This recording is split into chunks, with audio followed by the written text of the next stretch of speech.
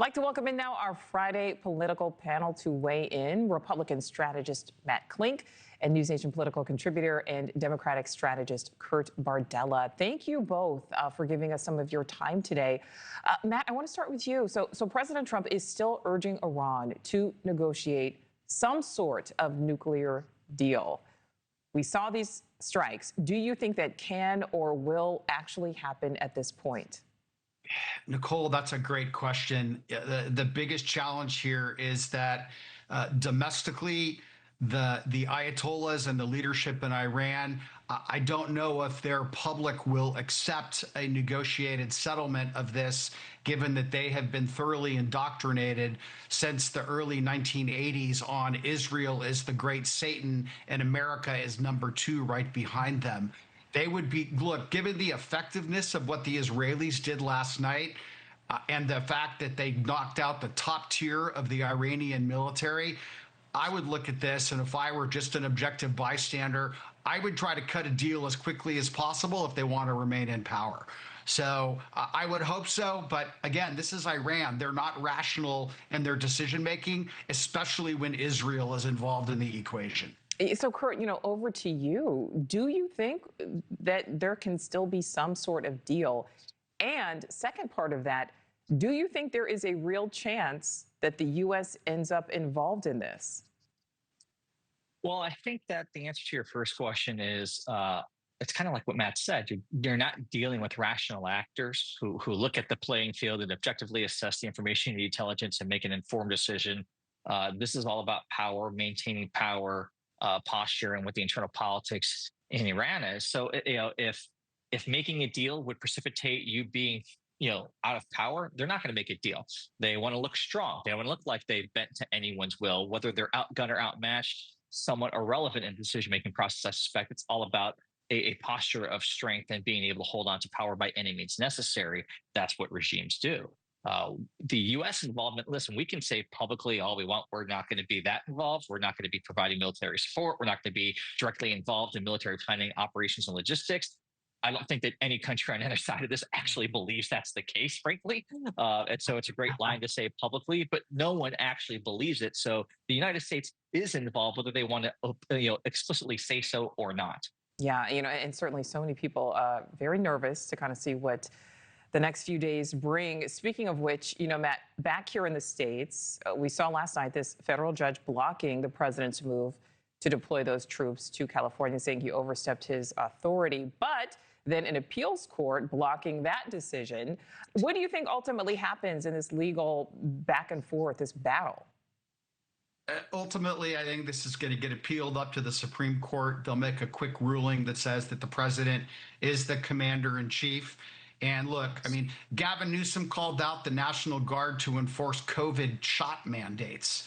And the fact that he refused to do so in Los Angeles has more to do with domestic Democratic internal political consumption, where they favor the illegal immigrant over the American citizen. And if you look at recent polling results that was highlighted in Axios this morning, 2/3 of swing voters believe that to be the case, that they prioritize illegal immigrants over American citizens. So this is a losing issue for Trump in California, but it is a winning issue for Trump nationally.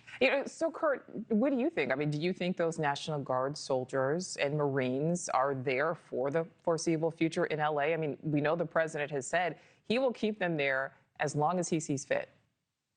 He'll keep them there, but, I was talking to someone this morning who lives in California, in Los Angeles, walked around last night and this morning and said it's actually pretty peaceful right now. So, what the utility of it is, I guess we'll find out. Just having them there to guard empty streets and federal buildings where no one is in front of at the current second, the $100 million plus cost that goes with that to the taxpayers, they'll have to figure out how long they want to do that. I do think that ultimately the Supreme Court is going to decide. He's the commander in chief. He can deploy military assets wherever he sees fit, period, end of story. And I agree with Matt. It's good for Gavin Newsom in California.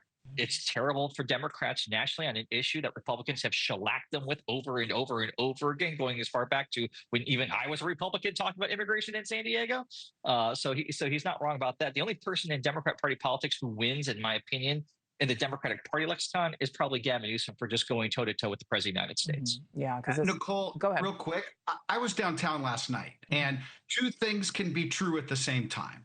Because first of all, downtown LA is pretty big, so you can have peaceful protests and you can have riots occurring at the exact same time.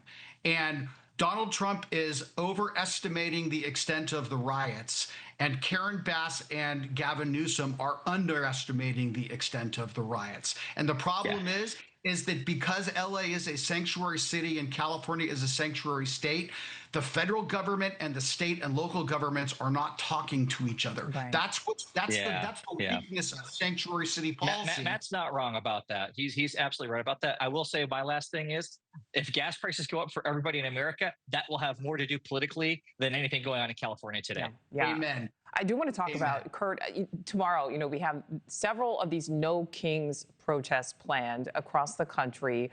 Of course, it's the same day as the Army celebration that's happening in D.C. Also happens to be President Trump's 79th birthday. But I'd like to listen to what he said yesterday when a reporter asked him about those No Kings protests.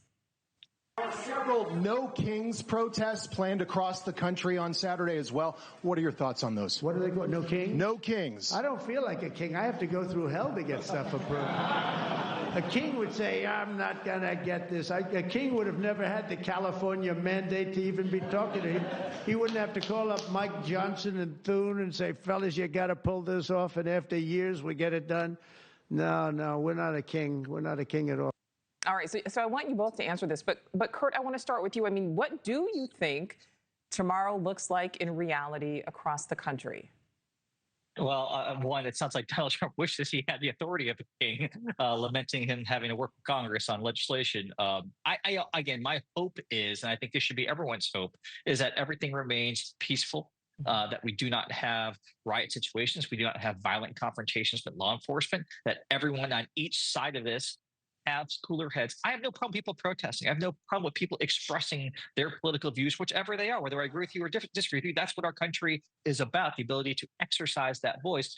But there has to be peace.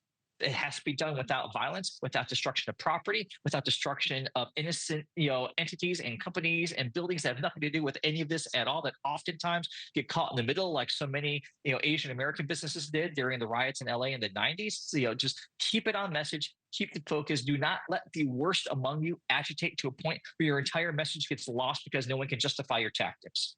And Matt, we have a lot coinciding tomorrow. What do you think the day brings? I think that you're going to see. I hope Kurt is right. I hope look, I have no problem with protests. I think, though, that unfortunately, like for the state of California, what we're seeing in Los Angeles right now, the Coalition for Humane Immigrant Rights, 72% of their budget is funded by California taxpayers. They're backing these protests that have led to riots. In addition, the other one behind it, and I want to look it up so I don't get the name wrong, the Party for Socialism and Liberation. Sounds like a real mainstream group. These people are professional agitators. They want to cause problems. And the last thing I'll leave you with, they say Donald Trump's a king, yet it's Democratic governors that want to tell you what type of car you can drive, what type of heater and air conditioner you can have at your house, and things of that nature. So who's the real king here? I think it's the Republicans that tell women what they can or can't do with their bodies. But, hey, to each his own. Right. To each his own, Kurt. Exactly. Kurt Bardella, Matt Klink, thank you both. Appreciate it.